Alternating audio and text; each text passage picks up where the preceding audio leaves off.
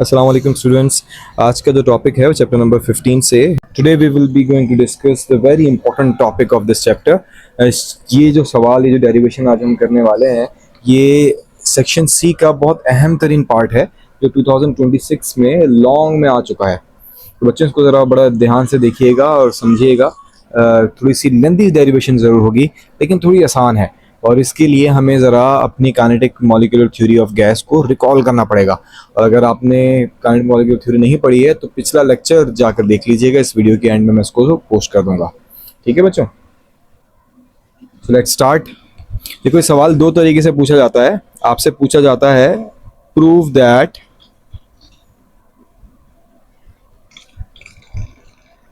क्या प्रूफ करना है, जो प्रेशर है गैस का वो बराबर होता है 1/3 रॉ वी स्क्वायर के बराबर। ठीक है, ये सवाल आपसे इस तरह पूछा जाता है। तो अगर इसको डिटेल में देखें तो ये क्या है, this P is the pressure और this rho is density and this V is average velocity, right, और इसका स्क्वायर है। ठीक है, तो हमें प्रूफ करना है कि जो प्रेशर एक कंटेनर में गैस को, आइडियल गैस को फिल करने के बाद क्रिएट होता है, वो प्रेशर बराबर होता है 1/3 रॉ वी स्क्वायर के बराबर। ठीक है बच्चों, तो इसके लिए हमें कुछ कंसिडरेशन करनी पड़ेगी और काइनेटिक मॉलिक्यूलर थ्योरी को याद रखना पड़ेगा।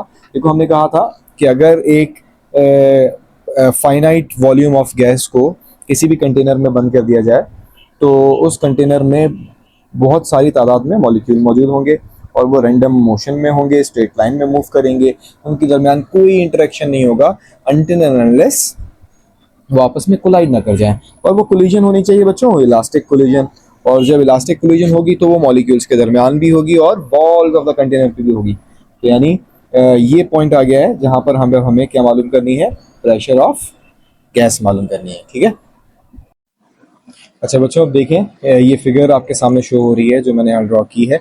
अगर इसकी 3D डायग्राम में आपको दिखाऊं तो देखें, काइनेटिक मॉलिक्यूल थ्योरी के हिसाब से जो मॉलिक्यूल्स हैं वो रैंडम मोशन में है। ठीक है, यानी मॉलिक्यूल्स एक्स एक्सिस पे मूव कर रहे हैं, वाई पर भी मूव कर रहे हैं और जेड एक्सिस पे मूव कर रहे हैं। ठीक है, और अगर आप ये फिगर जो मैंने यहाँ ड्रॉ की है, इस फिगर को जरा कंसिडर करें तो मैंने यहाँ पर एक मॉलिक्यूल कंसिडर किया है और ये एक मॉलिक्यूल आपका मूव कर रहा है फ्रॉम दिस पॉइंट 1 to 2। अगर मैं देखूं तो ये 1 से 2 की तरफ जा रहा है तो इसकी इनिशियल वेलोसिटी होगी 1 से 2 की तरफ, और ये 2 साइड ऑफ वॉल पर जाकर टकराने के बाद कोलिजन करेगा, यानी हमें पता है इलास्टिक कोलिजन करेगा, तो वो बाउंस बैक करेगा और वापस जाएगा कहाँ, 2 से दोबारा 1 की तरफ। ठीक है, तो क्योंकि अब मैं कंसिडर करने वाला हूँ कि एक क्यूबिकल कंटेनर है। क्यूबिकल कंटेनर का मतलब क्या है कि जिसकी तीनों डायमेंशंस क्या होंगी, सेम होंगी। लेट्स से अगर मैं ये डायमेंशन कंसिडर कर लूं तो ये डायमेंशन किसके बराबर है, लेंथ L के, और अगर ये डायमेंशन देखूं तो वो भी किसके बराबर है, लेंथ L के, और जो ये वाली डायमेंशन है वो भी किसके बराबर है, लेंथ L के बराबर है। ठीक है, अच्छा, कुछ कंसिडरेशन कर लेते हैं यहाँ पर ही ताकि आगे चल के हमें थ्रू आउट द डेरिवेशन कुछ चीज़ें आसानी हो जाएं।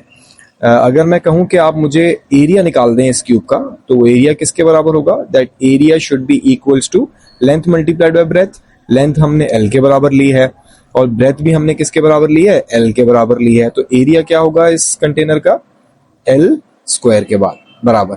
सिमिलरली अगर मैं आपसे पूछूं बच्चों कि इसका वॉल्यूम क्या है, तो आप मुझे वॉल्यूम बता सकते हैं? क्या वॉल्यूम अब किसके बराबर होगा, L multiplied by L, that should be equals to L cube के बराबर, राइट। तो देखो, एरिया है L स्क्वायर के बराबर और वॉल्यूम है L क्यूब के बराबर। अच्छा, अगर मैं आपसे पूछूं कि इसकी डिस्प्लेसमेंट कितनी है, कि जो मॉलिक्यूल है ये डिस्प्लेस हुआ है फ्रॉम 1 to 2, तो वो कितना डिस्प्लेस होगा, फ्रॉम पॉइंट 1 to 2। तो जब 1 से 2 जाएगा, यानी एक वॉल से दूसरी वॉल की तरफ जाएगा, तो कितना डिस्टेंस कवर करेगा, वो L डिस्टेंस कवर करेगा। इसका मतलब मॉलिक्यूल जो डिस्टेंस कवर करता है वो, अगर एक साइड की बात करते हैं, एक डायरेक्शन की बात करते हैं, तो वो कितना डिस्टेंस कवर करता है, L डिस्टेंस कवर करता है। ठीक है, अच्छा, इसकी कुछ एक्सप्लेनेशन आ रहा है। ये डेरिवेशन 8 मार्क्स के लिए इंपॉर्टेंट रहती है ये इंपॉर्टेंट तरीन डेरिवेशन है, इसको जरा अपने पास मार्क कर लिएगा। ये पेपर में 8 नंबर के लिए आती है बच्चों, ठीक है। कुछ एक्सप्लेनेशन की बात करें तो एक्सप्लेनेशन आप, क्योंकि मेरे पास जगह बहुत कम है, टाइम कम है, कोशिश करूंगा कि स्क्रीन पे शो कर दूं। जो एक्सप्लेनेशन है उसको देख लीजिएगा, स्क्रीनशॉट ले लीजिएगा। मैं एक्सप्लेनेशन में आता हूँ डायरेक्ट, ठीक है। वो ये है कि जो प्रेशर होगा इस कंटेनर में गैस मॉलिक्यूल्स की वजह से, वो क्योंकि कोलिजन इलास्टिक है तो मोमेंटम भी कंजर्व होगा और काइनेटिक एनर्जी भी कंजर्व होगी। इसका मतलब है कि जब ये मॉलिक्यूल्स कंटेनर की वॉल से टकराएंगे तो यहाँ पर मोमेंटम ट्रांसफर होना शुरू होगा, ठीक है। और जो मोमेंटम ट्रांसफर होगा वो पर सेकंड ट्रांसफर होगा और पर यूनिट एरिया ट्रांसफर होगा, ठीक है। तो इस वजह से हम यहाँ पर प्रेशर को जो फॉर्मूला है वो लिख लेते हैं, और वो कितना है बच्चे, वो प्रेशर होता है P equals to force per unit area के बराबर, ठीक है। मैं इस इक्वेशन को इक्वेशन नंबर 1 कंसिडर कर लेता हूं, ठीक है। और थोड़ी सी कंसिडरेशन और कर लेते हैं, क्योंकि मैंने इसमें आइडियल गैस फिल की है, और अगर 1 मीटर क्यूब है तो याद कर लें हमने काइनेटिक मॉलिक्यूलर थ्योरी पढ़ी थी, तो उसमें बताया था कि 1 मीटर क्यूब में कितने मॉलिक्यूल मौजूद होते हैं, अराउंड 3 एक्सपोनेंशियल 25 मॉलिक्यूल मौजूद होते हैं, ठीक है। तो अगर उसमें से एक मॉलिक्यूल की बात की जा रही है, तो अगर मैं कहूं कि कितने मॉलिक्यूल्स मौजूद हैं, तो आप बता सकते हैं कितने n नंबर ऑफ मॉलिक्यूल्स मौजूद हैं, ठीक है। तो n नंबर ऑफ मॉलिक्यूल्स वहां मौजूद है, लेकिन हमने अभी कंसिडर करना है सिर्फ एक नंबर ऑफ मॉलिक्यूल को, यानी एक मॉलिक्यूल के ऊपर कंसिडरेशन करनी है और डेरिवेशन को सॉल्व करना है। और जब मैं एक प्रेशर की वैल्यू निकाल लूंगा for 1 number of molecule along 1 axis, पूरे कंटेनर की कभी प्रेशर मालूम कर सकता हूं। अभी क्या करना है, अभी हमने ओनली 1 मॉलिक्यूल कंसिडर करना है, ठीक है। तो let us consider a cube having a side of length L whose walls are perfectly elastic, यानी जो वॉल्स होंगी ये परफेक्टली क्या होंगी बच्चों, इलास्टिक होंगी, ठीक है। और इसमें हमने फिल किया है n नंबर ऑफ मॉलिक्यूल्स की गैस को, ठीक है। और उसका जो मास है वो किसके बराबर है, n के बराबर है, ठीक है। सो हम कंसिडर करेंगे, consider only 1 number of molecule along, कौन से एक्सिस पे ले रहा हूं अभी मॉलिक्यूल में, along x एक्सिस, ठीक है। हम सिर्फ x एक्सिस पे अभी मॉलिक्यूल को कंसिडर कर रहे हैं, ठीक है। और अगर मैं इक्वेशन नंबर 1 से प्रेशर को फाइंड आउट करने चलूं, तो मुझे प्रेशर को मालूम करने के लिए फोर्स भी चाहिए और एरिया भी चाहिए बच्चों। एरिया भी गौर करें तो मैंने ऑलरेडी निकाल चुका हूं, वो कितना है, A equals to L square के बराबर। So what we need to find is the force. और हमें पता है काइनेटिक मॉलिक्यूलर थ्योरी के हिसाब से कि जो मॉलिक्यूल्स हैं ये कंटेनर की वॉल्स पर क्या लगाते हैं, फोर्स लगाते हैं, और बहुत शॉर्ट पीरियड ऑफ टाइम के लिए ये कांटेक्ट में आते हैं, तो इसका मतलब मोमेंटम कंजर्व करते हैं। याद कर लें फर्स्ट ईयर में हमने एक फॉर्मूला पढ़ा था, और वो फॉर्मूला क्या था बच्चों, एज वी नो दैट, याद करें वो फॉर्मूला क्या था बेटा, वो फॉर्मूला था F equals to delta P over delta T, that force is equals to rate of change of momentum, ठीक है। और अगर हम इस इक्वेशन को इक्वेशन नंबर 2 का नाम दें और जरा मोमेंटम की वैल्यू को फाइंड आउट करने चलें, देखो डेल्टा P का मतलब क्या होता है, change of momentum. Change of momentum means the final momentum minus initial momentum, and we know that momentum equals to mass times velocity, right.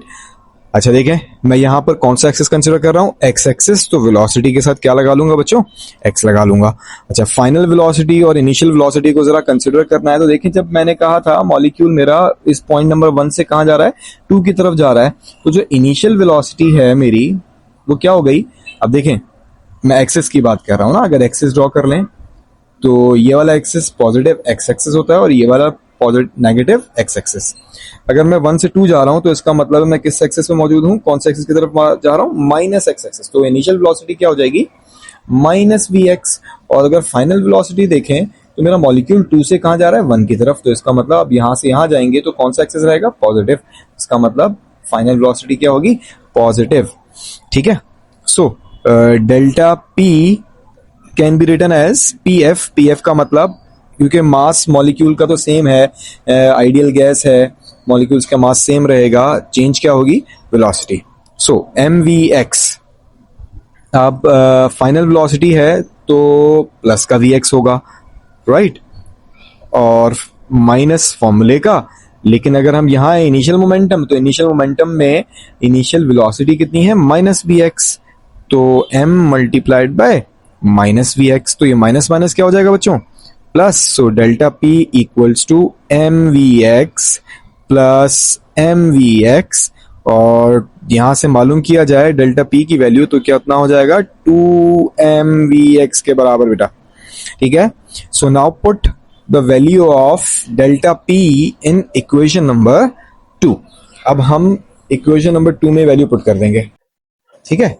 तो हम कर रहे हैं put delta p in equation number 2, right.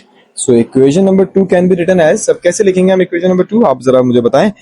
That is f equals to delta P.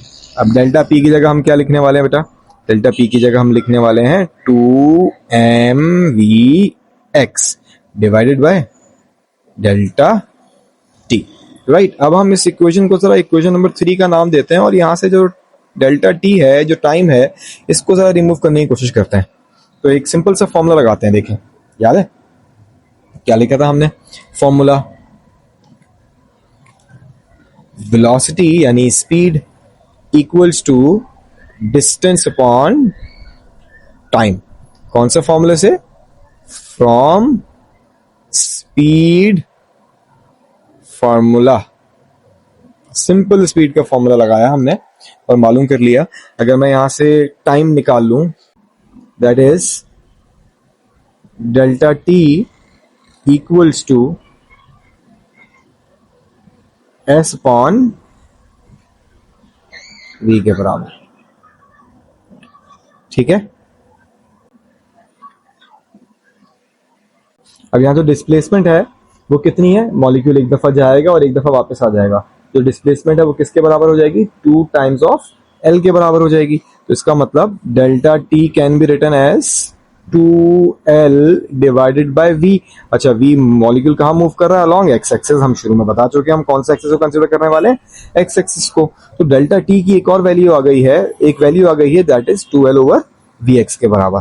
So we can put the value of delta t in equation number 3. तो equation number 3 कैसी लिखी जाएगी, now equation 3 can be written as, कैसे लिखेंगे जरा आप बता दीजिए मुझे, अपने पास नोट डाउन कर लें. दैट f इक्वल्स टू, देखें 2mvx तो हम ऐसे ही रखते हैं, डिवाइडेड बाय टाइम की जगह वैल्यू को पुट करेंगे तो इक्वेशन हो जाएगी दैट 2l ओवर vx के बराबर. देखो vx को कैंसिल नहीं कर देना, vx ऊपर आकर मल्टीप्लाई होगा. That f equals to 2mvx square divided by 2l के बराबर. ठीक है. यहां से 2 को 2 से कैंसिल करते हैं. So f is equals to mvx square divided by l, right. अब देखिए बच्चों, हमारे पास f की एक वैल्यू आ चुकी है और उसको हम पुट करेंगे अब इक्वेशन नंबर 1 में. So to put this value of m in equation number 1, तो हम इक्वेशन नंबर 1 में इस m की वैल्यू को इक्वेशन नंबर 1 में, so we can put the value of f in equation number 1. ठीक है. इक्वेशन नंबर 1 में इस f की जो वैल्यू हमने अभी फाइंड आउट की है उसको जरा पुट करते हैं. तो यहां लिख लेते हैं put f in equation number 1. So equation number 1 can be written as, क्या लिखेंगे बच्चों, इक्वेशन नंबर 1 यानी जो प्रेशर है आइडियल गैस का एक कंटेनर में, वो किसके बराबर है, f की जगह आप क्या लिखने वाले हैं, that is mvx square by l divided by area. And we know that what is area, that area equals to L square, अभी हमने ऊपर बताया था, ठीक है। So pressure is equals to M we X square divided by L times L square. So we can write this that mvx square by L cube. So pressure अब हमारे पास आ चुका है, लेकिन देखो बच्चों प्रेशर जो अभी हमारे पास आया है ये प्रेशर है कौन से एक्सिस पर, एक्स एक्सिस पर, ठीक है।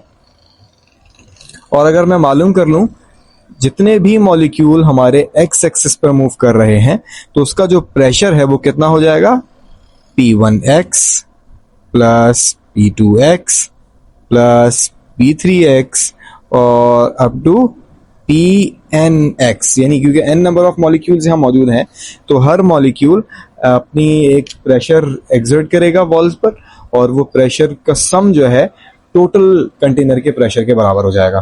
तो अभी हम तो एक्स एक्सिस का प्रेशर निकाल लेते हैं क्योंकि ऊपर जो हमारे पास वैल्यू आई है प्रेशर की वो लेट से एक मॉलिक्यूल की थी और अगर मैं नंबर ऑफ मॉलिक्यूल्स के लिए चाहूं तो ये इक्वेशन बन जाएगी हमारे पास, दैट इज P1x। P1x का मतलब क्या हो जाएगा, m v1x square over L cube plus, क्योंकि मास सेम है तो वही रहेगा मॉलिक्यूल का, लेकिन क्या चेंज होगी, velocity, that v2x square divided by L cube. Container का जो वॉल्यूम है वो भी सेम है और अगर मैं इसको ले जाऊं n नंबर तक तो that would B vnx square divided by L cube के बराबर। और अगर इन सबका सम कर दें तो देखो बच्चों that is m upon L cube, तो कॉमन निकल आएगा, अंदर क्या बच जाएगा, v1x square plus v2x square plus up to Vn x square के बराबर, ठीक है। तो ये हमारे पास प्रेशर आ गया है और अब जरा यहाँ पे एक कंसिडरेशन करनी है, वो क्या है, वो है डेंसिटी की। देखो अगर मैं आपसे पूछूं कि डेंसिटी क्या है तो आप सब मुझे क्या बताते हैं, that density equals to mass per unit volume, ठीक है। क्योंकि ये आइडियल गैस है तो यहां पर जो मास है वो गैस का मास होगा, तो मास के साथ लाजमी में क्या लगाऊंगा, n, क्योंकि ये जो मास है वो एक मॉलिक्यूल का होगा और कितने मॉलिक्यूल्स मौजूद हैं, n नंबर ऑफ मॉलिक्यूल्स मौजूद हैं, तो जो मास है वो क्या हो जाएगा, n times n divided by volume. Volume मैंने अभी किसके बराबर लिया बच्चों, l क्यूब के, राइट। तो देखो अगर मैं यहां से l क्यूब की वैल्यू को फाइंड आउट कर लूं, सो l cube equals to nm, किसी भी तरीके से फाइंड आउट कर सकते हैं वैल्यू, कोई इशू नहीं है, that nm over L cube ऊपर आ गया तो डेंसिटी कहाँ गया, नीचे। So now px can be written as, अब आप px की वैल्यू कैसे लिखेंगे, that px equals to L cube की जगह आप वो वैल्यू पुट कर दें, एल क्यूब की जगह वैल्यू क्या है, that N M divided by rho times v1x square plus v2x square plus up to vnx square के बराबर। देखो m से m क्या होता है, कैंसिल, और डेंसिटी ऊपर आ जाता है, तो हमारे पास एक नई इक्वेशन बनेगी। सो अब जो हमारे पास प्रेशर की वैल्यू होगी वो कितनी आ जाएगी, that px equals to density divide में ऊपर आके मल्टीप्लाई हो जाएगा और साथ में अगर मैं v1x square plus v2x square up to vnx square divided by n कर दूं तो बच्चों देखो ये एक फॉर्मूला बन जाता है और ये फॉर्मूला कौन सा है, एवरेज का फॉर्मूला है। We know that average value is equals to the sum of numbers या value divided by total numbers या वैल्यू। अच्छा देखो यहाँ पर क्या है, sum of the value, value क्या है, वेलोसिटी की अलोंग एक्स एक्सिस है, तो sum of the value divided by कितने नंबर्स हैं वो n है, इसका मतलब ये पूरी की पूरी वैल्यू किसके बराबर आ जाएगी, एवरेज के बराबर आ जाएगी। So px equals to rho vx का स्क्वायर और that is an average value. Now we will consider this equation as equation number 4 और अब यहां से एक एवरेज वैल्यू को रिमूव करेंगे और और अब यहाँ से px यानी this is the pressure along x axis. अब पूरे कंटेनर का प्रेशर मालूम कर लेंगे बच्चों, ठीक है। This is the pressure along x axis. अगर मैं वेलोसिटी, क्योंकि प्रेशर अगर मुझे टोटल प्रेशर चाहिए तो मुझे वेलोसिटी x एक्सिस की नहीं चाहिए होगी, टोटल वेलोसिटी चाहिए होगी। तो मैं यहाँ कंसिडर करता हूँ बच्चों कि जो एवरेज वेलोसिटी का स्क्वायर है that is equals to the sum of velocity along x axis, velocity along y axis and velocity along z axis.